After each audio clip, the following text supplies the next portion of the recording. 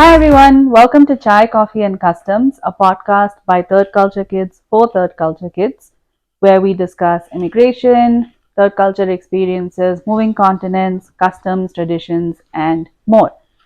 Today I have with me a very special guest, my father, who is Hi. also known as Bhanusharma Subramaniyam. At least that's your full name, but you've told me you've had different names in. That's my official name, Bhanusharma Subramaniyam. It became official until I left India. Before that, it was just B Subramaniam. So, because of the various aspects, it was B Subramaniam for a while, even in passport, everything. But later on, when the security systems started developing into serious this thing, they had to have the first name, Yeah. what do you call that, family name or second name or whatever. So that's how I ended up getting this. But as I said, in when I had three different, all my names were so long. My name was so long that every places people were finding it difficult to call me out. So they nickname in different names in different part of the continent. So like in India, I was called as Mani. Subramaniam Mani is what they took bit of it, and it is a common name in even in Indian South Indian household, so they called it Mani. When I went to Zambia, they found it difficult to call my full name, so they said they took the first word as Subra and then started calling me as Subra. And when I now landed into Canada, so they found my first name to be Bhanu, so they just used my name as Bhanu. So I got through different Bhanu, Subra, Mani, three different names in three different continents. Do you know what a third culture kid is? Hmm. From the third culture kid, I wouldn't be able to figure it out. It's basically like me and Akka. We're Indian, but we grew up in a different culture, and now we're living in a different continent with a different culture. Okay. So we've been exposed to all these different cultures, and sometimes it can be confusing. Sometimes it can be that you follow something and someone else may not understand. And to a certain extent, I think that even you and Amma are third culture. I wouldn't say kids, but third culture adults, maybe, or you've had certain third culture experiences since you've moved around quite a bit. I don't think we'll call a third culture kid because the point is we have had a very strong foundation of our culture back home. Though we didn't practice in our life after we grew up, we never imbibed any of the local cultures to adapt ourselves to identify ourselves. We still identified ourselves with the foundations that we had. So there is a difference between you, Akka, and ours, me and Amma. We didn't grow up in the environment that you all grew up. We grew up in an environment where the culture was our Indian totally. Yeah. So we had imbibed all those basic things into our day-to-day life, and that's how we grew up. Whereas in both of you and Akka, you never had that exposure of the Indian culture, though you got to see about it on an occasion where you will be visiting somebody or visiting India or other places. But that is only an exposure in a limited Yeah. period. Whereas your majority of your period you have been in the Zambian cultural growing up. So that makes a big difference between the way you look at things and the way we look at things. We still maintain our culture that we grew up with. Like you are maintaining your culture that you grew up with. Yeah. Similarly, so I wouldn't say we are Third culture culture adults. adult or whatever. No, we will But still maintain our whatever culture, first culture adult, whatever. But did you ever face a situation or a what do you say, like an experience or a situation where you found it challenging to stick to your culture or your traditions? You see, it all depends on what exactly you mean by your culture. Is it culture or your tradition or your custom? Hmm. What's the difference? The difference is tradition is something which your family is adapted. Custom is something which socially people follow, and then various customs that defined by the social norms. Hmm. And culture is the entire community's culture, whatever they follow. So that's these things, and I don't think our culture was basically to be honest, integrity, and sincerity. So this, if you follow these things, the rest is all only secondary. You will always find a way to maneuver those things, so long your principle of these three are intact. Yeah. So we never had any issues in my life, at least, to have some sort of challenging situation where I need to choose between culture or anything. No, I was just fundamentals, follow those things. Doesn't matter. I was clear about what I'm supposed to do and just stick to that. Did you have any conflicts with your parents or any disagreements growing up? Like when I say growing up, I don't mean as a child, more like as an Adult. adult. I had very little time that I spent with my parents as an adult. Except until I studied, I was with them. After that, I left. Mm-hmm. I never had a chance to stay with them for them to know about my activities that are conflicting to their thinking. So and on the contrary, I don't think I was quite a responsible fellow after I grew up. Until I grew up, until I started to get to my fag end of my studies, I was quite irresponsible. And after that, then I started to realize the importance of how much I should contribute to the family, because I was a big family. So there were only one person earning, my father. And so he was supporting everybody. So later on, my elder sister started to work and supporting the family. And my elder brother was also working, supporting the family. But I felt also I should contribute. That's when I started to becoming more responsible. And my focus was entirely on making sure that I give the best return. I should return to my family in my best possible way, so that I do contribute to the family. So that's when I never had. I don't think I had any conflicting situations with my parents since then. Can you tell me about the first time you moved out of India? Moving out, I mean, I've been traveling out during my college days also, but that was all just a excursion trip to the college and everything. The first time I Where moved did out, you go out of college? while in the college, used to have our regular vacation, what do you call educational trips. But outside India? Yes, not Where? India, outside, not outside India, outside Bangalore, When was the first time you went outside India? in Libya, Okay. 1979. Okay.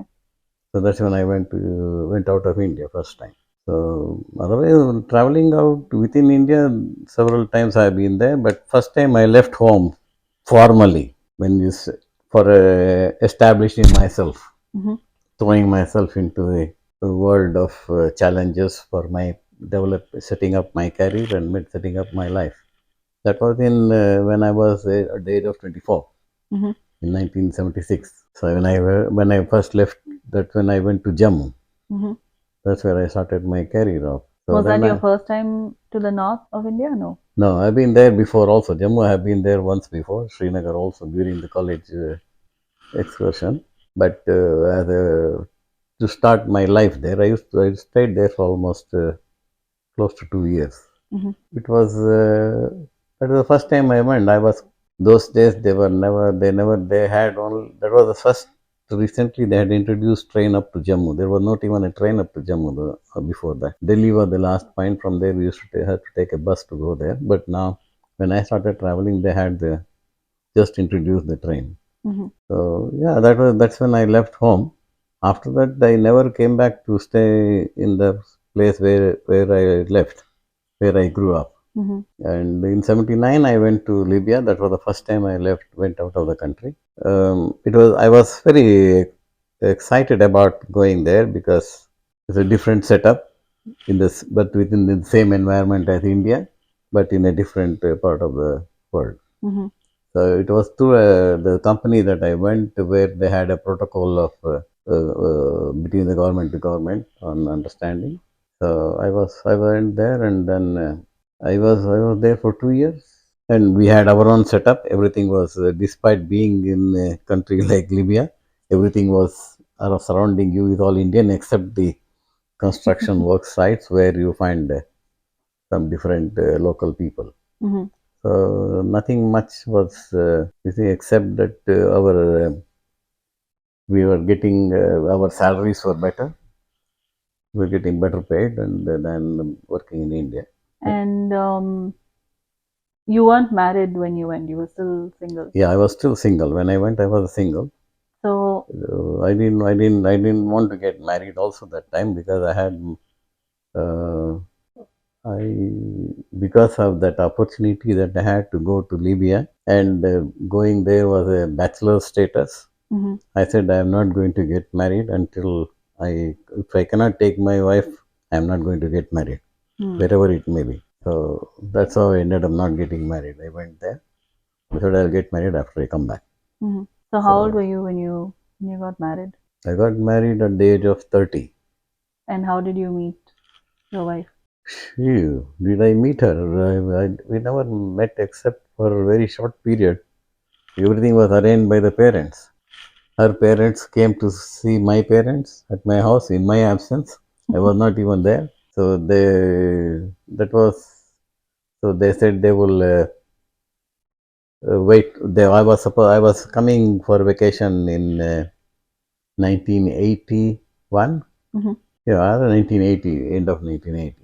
So they said they will come to see me. They came to see me, and then they wanted me to get married during the short period of my vacation. I said I'm not getting married because I can't take my wife to the place of where I'm living now because on a bachelor status.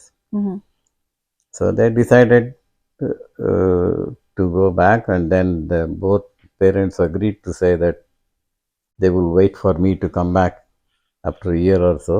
In the meanwhile, if they no strings attached to both the sides, anybody whoever finds if they find a better alliance, they will proceed with that. Mhm. They said, and that's the end of it. So they went away. And it so happened that both sides they didn't want to do any further persuasion. They just settled with this, so they were just quietly waiting. And yeah, so I came back in I think January '82, Mhm. and February 1982 is when we met her. I met her briefly, Mhm. and then we exchanged a few letters, and afterwards in April we got married. So everything was prearranged by the parents, so there was no going back on that. And how many years were you married for before moving to Zambia? It was in '89 we went, so 7 years. Mhm.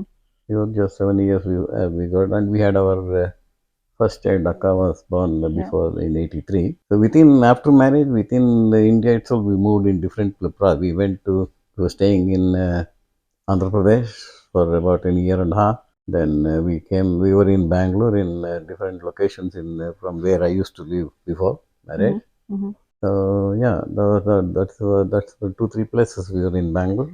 And in '89 is when we went to Zambia, and it was 7 years by then we got And married. what made you decide to move to Zambia? Well, the decision was the company I was working for was a very good company in terms of exposure to challenging the work field. So the work wise, it was a very good company to work with. Mhm. A lot of challenges, good exposure, lot of resources available. So everything was good except that certain aspects in terms of administration and operations was a bit of a challenging to me, and which didn't I didn't like it. So I just wanted to get out of that system because it's a government undertaking. Obviously, there were a lot of red tapeism and a lot of backbiting and so many things. And then if you don't perform to certain people's wish, then you're obviously not recognized to get more promotion or whatever development in your career there. So I said, no, I cannot stay in such a rotten system. Mhm. So I just decided to change the job. So I was looking for opportunities, and I did have some opportunities uh, in India itself, and then also there was a small ad that had there for overseas call. So I had applied for that, and I was called for the first interview, and then I just said overseas appointment. I didn't know which. Look, I assumed it was those days. The boom was to go to Gulf countries, so I assumed it one of the Gulf countries, maybe Iran or Gulf in UAE. So I went and attended the interview. That's when they told me it is for a job opportunity in Africa, in Zambia. So I didn't know much about Zambia anyway, although I heard about Zambia is part of the split Rhodesia, old Rhodesia. So that's all I knew much about, not much about the place. Then I started to read too, because those days there were no networking facilities. They were all only physically see the book and then find out things. I used to read social studies book to find out about Zambia, what it is. So anyway, then that was after the first interview. Then there was a second interview. Subsequently, it happened, and then they after the second interview, they immediately told me that they have said they'll select me for this thing, but I should never resign. I should not resign the job until they send me a formal offer, plus they get a work permit issued. So and then I felt bit comfortable to say that they were quite frank in their dealings. So I thought I should trust what they are saying. So though I was having a very my experience in Libya was not that what should I say? It's not that encouraging. So it made me to feel a bit skeptical about going to Zambia. But then after the offer, send me an offer. Before sending me an offer, they were sending me a lot of information about by post. It used to come by post about what is about Zambia and what the company where I'm going to be and what are the pros and cons and what to do and not to do and so many things. So then, with the information feeding in, I felt more comfortable to say that seems to be a company that I should trust and then take my chances to venture into. And they were okay with bringing your family as well? Initially, they said it will take 6 months. The first contract was for 3 years. They said after 6 months of probation, they will issue the ticket for the family, including the child and everything. Because only Akka was born that time. So yeah, then they had given all the information. It was quite everything was laid out very clear. So I didn't feel any apprehensive about not to take the offer. So I took the offer and then resigned from this and then came to Zambia in '89 February. So on the contrary, within 3 months, both Akka and Amma came to Zambia. Though it was 6 months time, they gave me within 3 months of my association with them and with our interaction and everything. They also felt probably comfortable with my performance. So they immediately arranged for the ticket. So they come and joined me in May. I went there on 1st of February. They came on 1st of May. Okay. What was going through your mind on the flight first time to Zambia? What was going through? So many things. Thinking always, I was because my mind, because of my experience in Libya, I was thinking that I should not have any rosy picture about this Zambia, though they have given me many information about Zambia. I must go with a very closed mind that this is will be more challenging and more what do you call aggressive way of dealing. I think the wrong word, aggressive. It is more challenging and more unacceptable, like what I had felt in Libya. So I should make sure that I will go with that set of mind, so that if anything I encounter is similar to that, I am not taken by surprise and I don't change my mind to quit the job and come back in much earlier than these things. So that's the sort of thing that was going on. That is one thing, and many things are going on. Obviously, the working in an Indian environment and working in another foreign country environment is totally different. So that was obviously having me a bit of a concern about it, how I am going to What do you? shape up. How is it different? I mean, working in India, it was those days mostly with everything was manual, human this thing resource. Machinery was only very insignificant contribution in the construction industry. I don't know about other industry, but that time it was like that. So that was that way where I had read, and then during my studies and all, I knew that in foreign countries they were using a lot of machineries and equipments to this thing as compared to because compared to labor because of the shortage of labor in those places. Mm-hmm. So that was something which was trying. I was figuring it out. What is how it is going to be. So apart from that, nothing else was going on in my mind except to kill the time. Did you face any challenges as an immigrant when you moved to Zambia? Not at all. So it was very smooth sailing. Absolutely smooth. Was Just do you think that's because of the company you went with, it or is because of the company. They had taken care of everything. mhm. They had From I landed in Lusaka. I had to go to Chingola, a place called Chingola, 400 kilometers away from Lusaka. I landed in Lusaka, capital city, and from there my flight was arranged further to go to Ndola, which is the nearest place to Chingola. So I went up to Ndola, and then somebody was there waiting with a placard for me mhm. to take me drive me down to Chingola. So everything was arranged by them, and the drive from Ndola to Chingola, which is about 115 kilometers, an hour's drive. It was in February, just after the rains. Fantastic sceneries I was enjoying throughout the drive. Must have been very green. Very green throughout, all over the place is green. Really a sight for me from going from India down there. It was absolutely delighted sight for me all throughout that journey. And it was raining, of course, still raining, but it was quite a good thing. Mhm. So the company had arranged everything, so I had no hassle of any immigration issues of any sort. So you were in Zambia for quite a bit, and then did you ever think that of going back to India?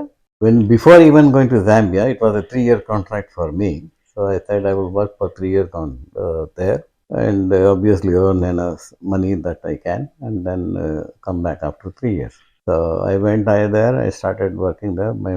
3 years after that, they gave me another 2 years contract, and then continued to work there because I still had to.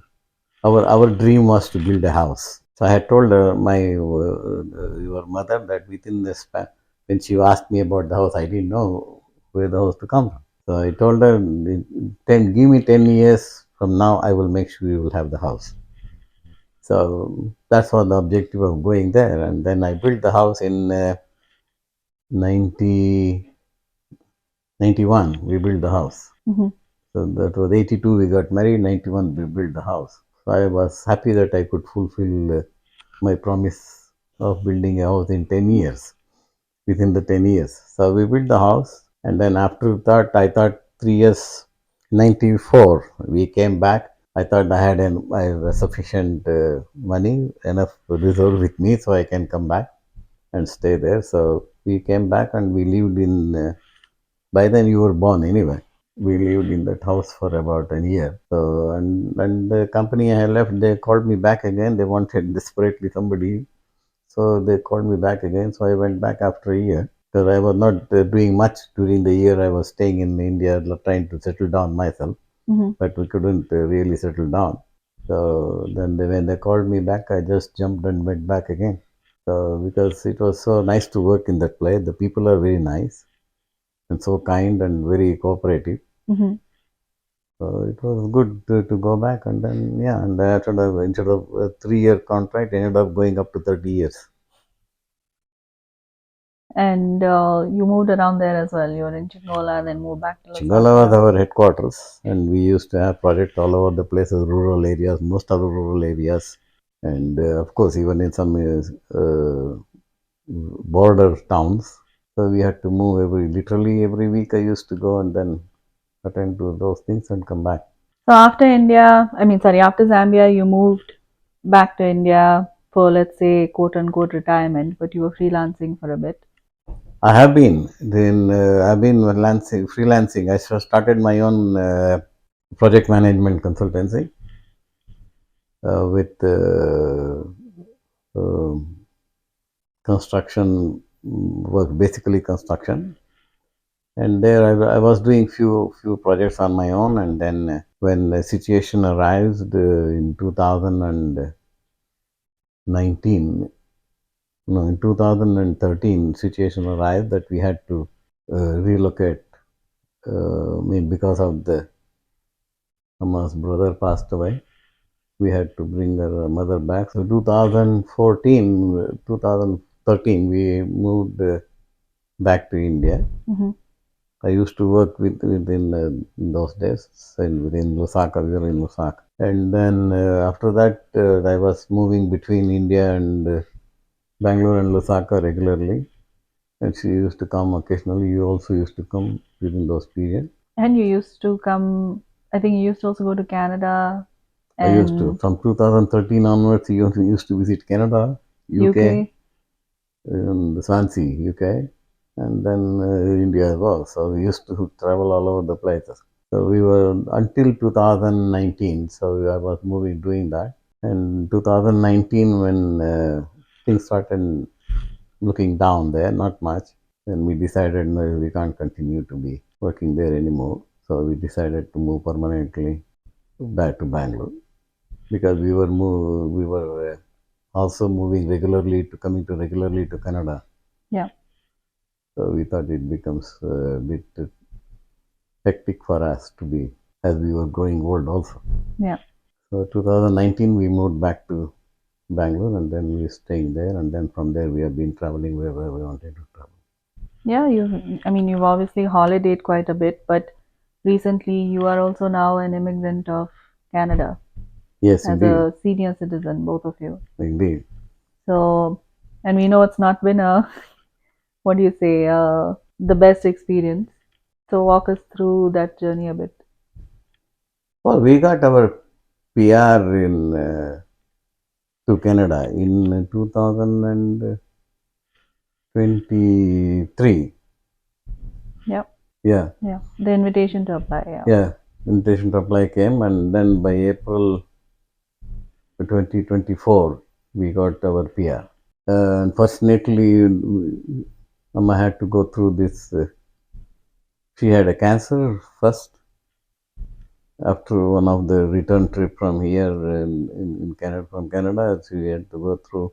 He had to go through the cancer this thing and treatment. I mean, mastectomy was done. Treatment had to be done. So by the time she recovered, in everything was getting into back to normal. In 2024 April, she had this mini stroke. So this that setback put us to postpone our journey to come to Canada on PR. So we had to do twice, postpone twice before we could come in. And when was it? In December. So between April and December, we went through a lot of difficult period. Yeah. When she had a major stroke, where she underwent a mechanical thrombectomy, and then the following that is a rehabilitation. I mean, with the ventilator and tracheostomy and rehabilitation, and then a fall with the broken shoulder, dislocated broken shoulder. All those things was attended to with a lot of difficult situation, but with lot of with support around, we could come out of it and managed to travel on 5th of December, though she was not fully recovered. Hmm. So yeah, it was the probably beginning of winter, Yeah. snow, everything. So it was a bit very hard, but I had decided that I should make it a point to bring her. We should come here with the PR so that both of you don't feel that the effort that I've been putting to get the PR is that should not go waste, and also your desire to be to for the your parents to be here. So that was the reason why I wanted to make sure she She is brought with the PR here. Mhm. She was not happy to come with the PR because we got the PR that time itself. She was saying we are being given PR at this old age. We should have given 3 years before. I said, I said, whenever it comes, it comes. It has come now. We just have to take it. So she was having a lot of speculative feeling about the whole thing. That is one of the reasons could have caused the stroke aspect as well. Yeah, but basically that we went through the bit of a difficult period, but we maneuver it and managed to get in here. So, with all those challenges, your immigration experience must have been a little different. When I say immigration experience, I mean setting up yourself as a resident, a permanent resident here. Yes, because they prior to when we applied for the PR, that time the obviously the plans were different. I mean, plans were to ensure that we come down here with PR and then with the resources that we have, savings resources that we have there back home in India, and whatever this thing there, I can employ myself to some sort of job opportunities Yeah. and generate some income, and then set up some on my own without disturbing any of the both the daughters, so that we could be near you at the same time. We can be independent without any obligation to anybody. But unfortunately, because of this, I had to now impose ourselves to both the daughter's life. And I don't know how you both of you take it, but I have no choice other than to. It's not an That's why I use imposition. the word impose. No. So, I mean, that's what it is. Otherwise, given a chance, if she was okay, we would have definitely set up something on our own to get things done.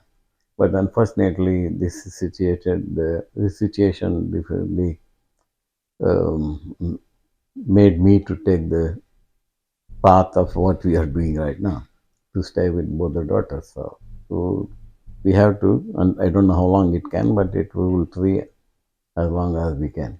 But in terms of integrating with the system here, like the healthcare system, Well, integrating with the system has been no hassle at all. I mean, both of you are here, you had experienced, and then at the same time, despite her challenges to her movements and everything, and the weather condition being adverse condition, we still managed to go to the places and then get those things done, and uh, they were all quite smooth.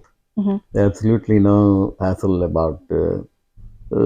They go by the rules, yeah. and so long you are for complying with the rules, there is But absolutely no it problem. must have been challenging. So one of the things I will say that I appreciated was she had done her health, because when you do your PR, you have to do like a health Yeah, medical. medical checkup. Yeah, And at that time, she was fine, and then she yes, had the stroke before traveling. exactly. But we informed the government, and they were fine with it. They Yes. they acknowledged it and said no problem. We made sure that we keep the government posted, IRCC posted here of our every development of Yeah, her. yeah, and Subsequent to the issuing of PR and what she went through, we have been updating them with every aspect. they accepted it. They Yes. weren't difficult at all. No, they were not difficult. They were quite prompt in responding to all those updating of the information. And they said, you just land here and then they get into the PR system, then the rest will follow Yeah. these things. But where I'm coming from is, as senior citizens, for example, the stroke that she had, it was um, in a place like India where you can just go to the doctor, get it done. Obviously, healthcare there is privatized; it's not free like it is here. So, from that aspect, did you find it challenging, or were you okay to accept it to say, it's free, so I can't really like complain about it? That's the only area where I have a difficulty in what do you call difficulty in accepting the way things are here. I agree, government is free here, and government is providing all the healthcare facilities to the citizens and permanent PR people here. But the level of response, when I say response, in terms of speed. is absolutely that is reason I'm saying that is because where I come from, Yeah. it's instinct. Yeah. You want things to be done now, there are people there in the middle of the night, no problem. Yeah. There are people there and this thing. Here also there are we have experienced going into emergency room. There going into emergency room is totally different. So the emergency means it's an emergency. Mm. There are people all around you to get things done immediately. You get there. Yeah. An emergency here is prioritized according to the condition of the patient. Yeah. Which I find it bit strange. It's No, but it that's is where because the way it's where you where come we come from. from, Yeah. not because because probably if you're here 10 years before, probably we would have acclimatized ourselves into the system in a much more stronger way. Age matters. Yeah. So the acceptance, the things that you accept at the age of 70 plus, as opposed to the things you may accept at the age of 60 plus, is totally different. No, that's true. So Yeah. that's the reason why we find it bit difficult to um, understand why things are. I mean, slowly we are getting to understand. I mean, I'm sure if I stay for continually for another 3 4 years down the line, then I may have a different approach to what I'm saying now. Maybe different, and then down 2 years down the line. Yeah. So it's all question of new experience to more experience. Mm-hmm. So that's what it is. But having said that, the quality of service is thoroughly good, no doubt about it. Though it may be delay, it's the service delay in service is what causes health issues. Mm-hmm. In health matters, delay in service is definitely not good. Yeah. But quality of service is definitely good, no doubt about it. But if it can be enhanced by, I mean, it can be complemented by early service as well, that would be make a big difference to the whole thing. But as an youngsters, it's a different issue. Yeah. Like we barely go to the doctor, or Exactly. yeah, right. So we Exactly. don't. For us, it's not an issue. And then down the line, if we have to, we're used to the system. So Like you said, while we were in Zambia for almost 30 years, more than 30 years, how many times you have visited the doctor? Or we have visited the doctor? not many times. Never. Yeah. Never. Yeah. So that's what it is. Yeah. So there is a difference between these days 60 plus relocating into a different place as opposed to a 20 plus relocating to a different place. The kind of anxiety that Amma had about moving on PR, you never had any doubts? I You never were had any doubt. you were excited to move? Not excited. I was, for me, it was a question of where my children are going to be and as nearly as near as possible to be. That's all. Mm-hmm. Doesn't matter. Mm-hmm.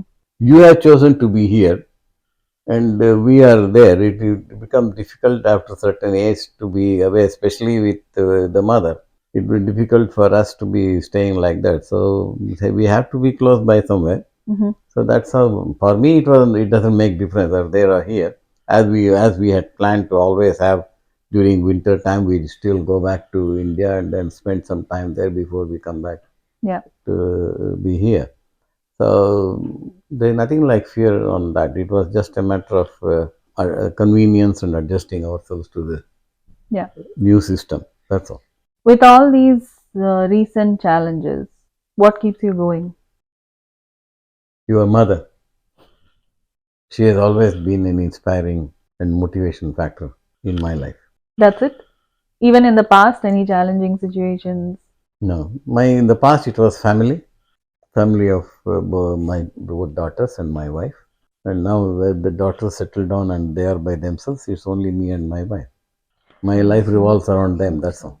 What or how do you stay motivated or strong as a caregiver for your wife? Motivation is she deserves. She deserves. Mm-hmm. So that's bottom line. Nothing else. Nothing else comes in the way that when she deserves these things, she needs to be taken care of. She will be taken care of. I used to tell that even before. Only thing she was not. She is not believing what I was saying. Maybe the way I tell her, she didn't like it. That But was with all of us, not just you. yeah, so that's what it is. So, but for me, I give full of myself to situations that warrant my services, whether be it at work, whether be it family, or be it with this thing. I'm totally committed to that. With this experience, has your perspective on mental health changed? My mental health? Just mental health in general. I think that's No. something that we never, like growing up, it was not something we ever talked about or thought about for that matter. And it's obviously become something that these days people discuss more. So is that something? It doesn't change. I don't think every individual has got his own way of thinking, and as they grow older, then they will obviously look at it in a way according to their developed mind. The mental thing is not an issue at all. No, I mean like mental health growing up was something that we never really like talked about or thought about even. But has your perspective changed? I do I agree. I understand what you're asking about. I think that is one area where we ignored. Hmm. I ignored about your, especially your mother's this thing. I never. Now I realize how. I know she was sensitive by nature, so that I should have given more thought about. I mean, more concern to that, and then probably dealt with it in a different way. But nevertheless, whatever we have done is the best. Hmm. So, and we continue to do the best and deal with the challenges. Hmm. So, but it's important that mental issues, according when you notice certain things, we should discuss about it in detail and then come to some sort of uh, arrange and come some sort of understanding about how we should deal with it Hmm. as we grow older. I'll move away Mm. from this topic and talk a little more about parenting, maybe Mm-hmm. you as a parent. When Akka and I were growing up, did you ever think about or worry about us growing up in Zambia or being exposed to a different culture? No, never had any such feeling.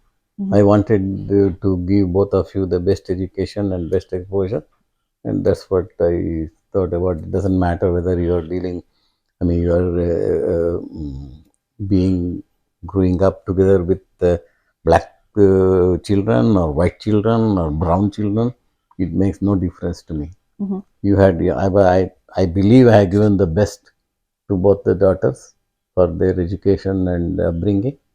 So that's what matters to me. How do you think growing up in Zambia has shaped our family dynamics? Our bonding has been more stronger as compared to the families that I have seen who have grown up outside Zambia. Hmm. What makes you say that? Because we are more close to each other. For us, I know I'm as a, for me concerns me is my family and our this thing. That's all. Hmm. Whatever rest of the others, I observe what they are this thing, but it doesn't matter to me. Yeah. What is the one thing you're most proud of your children? So they How are how independent and they are able to establish their own life. we have learned from the best. Yes, thank you. Oh, And not no, thank you. I'm glad about it. do you think your children see home differently? And how do you see home and what does home mean to you today? What do you mean by home? Where is home for you? For me, home is where my wife is. Wherever she is, I am there. And how do you think your children perceive home? I don't know. From the little that I have seen in the, because you got married only just 2 years before. Akka has got married about what now 17 years before, Yeah. and but her family started, in my honest opinion, she started becoming to being a family only after birth. I wouldn't. I don't know. It's too early for me to see anything about how you perceive a home as. So I like your answer because it's the same for us. We don't see home as a country or a Yeah. place. It's more the people. Yeah. Okay. So it's too early for me to say anything because you still have you're still building up your life. So there is the home concept keeps changing as you grow older. Hmm. Like your perception changes, then your because as you said, maybe in the beginning it was all only friends and friends and friends to be that is the home where it is, and as you grow a different level, then maybe then you have your own child, and the concept of home will be only you, your child, and this thing. Hmm. And as you grow still further, it will be something else that creeps up into your mind, and that forms the this thing. So the definition of a home is not a place. Definition of home is perception, Yeah. and what you love about, what you like about to be, Hmm. is what is home. Yeah. So like for me, I mean, whether in Bangalore or whether in or whether it makes difference. So we go and live there. That's all now. So these are all home is built in as a matter of more like an asset. Yeah. It's not anymore. It's not. There's no emotion to it. That's true. No That's very true. emotion to it. It is just an asset for your own future, whatever way it helps you. But that's it. Otherwise, home is purely in your mindset. True. Mm. Looking back, what do you wish you had known before you started your journey as an immigrant? Both, so one to Zambia and one to Canada. I don't know. I never look back to find anything that I have done something that I could do differently. Hmm. I never felt that. But is there something you wish you had known before you moved, or nothing like that? So like Zambia, I wished I had known about going to Zambia maybe 10 years before I went. That's all I felt about. Otherwise, I have never. There's something which I always think of myself. Why is it that I don't regret about something I have done? I never do that. Hmm. I don't have anything like that at all. Yeah. Maybe I not done anything makes me to feel That regret. no, that's good. Yeah. And is So there anything I guess Canada you've been visiting often, so you had an idea of the lifestyle and what to expect. So it wasn't nothing was much of a culture shock for you when you moved here. no, there no culture shock for us because we were exposed to this thing already even before. Hmm. Even before becoming a migrant, we have been staying for a long period here, and by virtue of your akka being here, and then also subsequently you moving, and with you spending more time also here, so we had a better exposure of the place. Yeah. So we never had any cultural shock because Canada as such is a diversified culture anyway. Yeah. There is no specific this thing to follow. It's up to you to decide which one you want to follow. There are many. So Yeah. for us, we are not in such a situation where we need to interact with to follow some culture. No, we Yeah. have our own life. Just be ourselves. That's all. Has moving around changed your perspective on anything? You've moved so much. Moving around, yes, it does. Lot of this thing. You get to know different kinds of people, different environment, different lifestyles. More so, you're exposed to the difficulties of people in different parts of the world, Hmm. where you get to know how much privileged you are for what you are. Yeah. So then you should be grateful to what you have. What is one piece of advice or your biggest learning that you want to share with anyone who's moving to a new country, regardless of their age? My biggest advice is to don't give up the roots. Be firm with the roots. Hmm. When you say roots, you mean Where you come from doesn't matter. Not necessarily your country, your family is more important. The roots should never be this thing. This thing. and I guess this is my last question since you have a grandson. what is your hope for the next generation when it comes to culture and identity? As I said, if the individual depends on the individual, if they believe in what they want to follow and whatever in what are they very strong about their perception, that is what will this thing. So the future will depend on how strong the perception of the individual, including my grandson who is growing up. So keep your mind firm, be strong in what you believe, and do believe in things that are good. It will always be there. Doesn't matter what the cultural changes take place, what technology is going to change, whatever your artificial intelligence.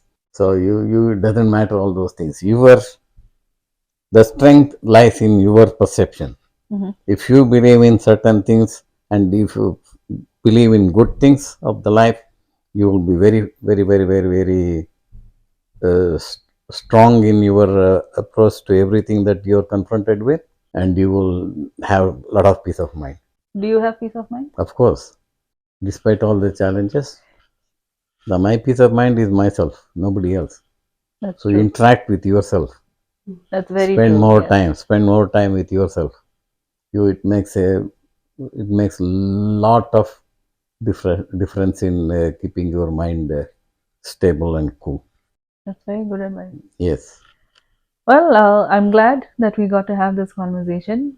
I'm Um, glad too that I could share some of my thoughts, and I hope it benefits in some way to some people. I'm sure it will. Yeah, Lots of good advice. that's the intention. That's Yeah, lots of good advice, good information. yeah. Thank you for tuning in and for listening to one of the men in my life that I respect and love a lot. Please tune back in for our next episode, dropping in a couple of days. Make sure you're following us on Spotify, you're following us on Instagram, and you have subscribed to our YouTube channel. That's Chai Coffee and Customs underscore pod on Instagram and Chai Coffee and Customs on Spotify and YouTube. Thank you, Thank and we'll you. catch you again. Thank you. Bye. Bye.